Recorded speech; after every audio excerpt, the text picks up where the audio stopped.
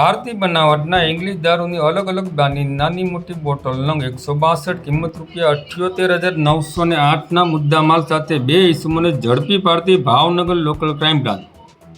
તારીખ 5/6/2025 રોજ Bhavnagar LCB police સ્ટાફના માણસો ભાવનગર તળાજા પોલીસ સ્ટેશન વિસ્તારમાં પેટ્રોલિંગમાં હતા. તે દરમિયાન બાતમી મળેલ કે તળાજા જગાભાઈ ગોપનાથવાળાની હોટલ સામે તળાજા તરફથી આવતા સર્વિસ રોડ ઉપર બે ઇસમો કાળા તથા લાલ કલરના 4 થેલાઓ પરપ્રાંતીય ઇંગ્લિશ દારૂની હેરફેર કરે છે. જે બાતમીના આધારે રેડ કરતા આશિફ ઉર્ફે આશિક સદરુદ્દીનભાઈ જમાણી, ઉંમર વર્ષ 35, ધંધો મજૂરી, રહે room number 3, Nuranibagh, Fatema society, Mahuva, જિલ્લો ભાવનગર, તેમજ રણજીતભાઈ હિંમતભાઈ બારૈયા, ઉંમર વર્ષ 27, ધંધો મજૂરી, રહે સ્લમ નંબર 11ની સામે જનતા પ્લોટ મહુવાવાળો